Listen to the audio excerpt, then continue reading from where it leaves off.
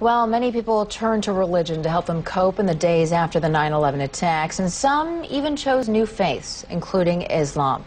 That may be no surprise, since a quarter of the estimated 6 million Muslims in the United States are converts. Delia Gallagher looks at two people who chose that path.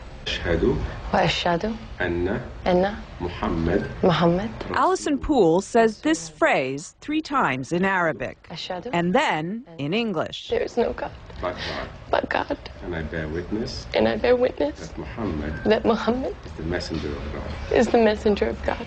And her conversion ceremony is complete. She's now a Muslim. Moments later, she'll marry Sammy and become Allison El Gamal. But Allison, who was raised a Southern Baptist in North Carolina, says faith, not marriage, made her want to become a Muslim. I think for a long time I've been looking for something. There's been like a piece missing. Always one little thing that maybe wasn't right. At a ceremony marking the Muslim holy month of Ramadan, she explained why Islam appeals to her.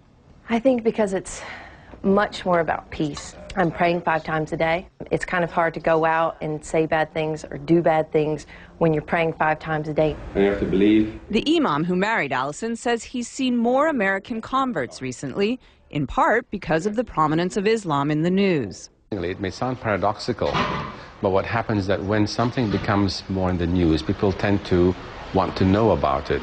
Allison says she was already on a spiritual quest when she began to hear a lot about Islam post 9/11.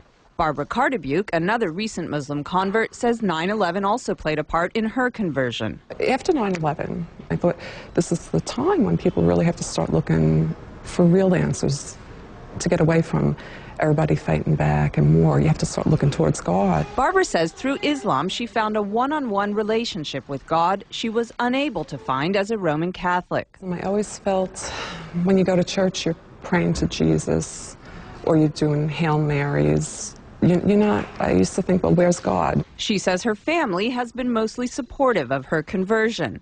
Allison says her family is completely behind her decision, but occasionally she's reminded that not everyone is. I was walking around down near the World Trade Center, and this woman walked by, and she said, "I want to just go bomb those Muslim bastards." And I heard her say it, and it really struck me, because I was like, you know what, that's me. This is something that's brought me a peace that I've never known. And it's still so misunderstood. It's a choice she's proud of and says she'll keep for life. Delia Gallagher, CNN, New York.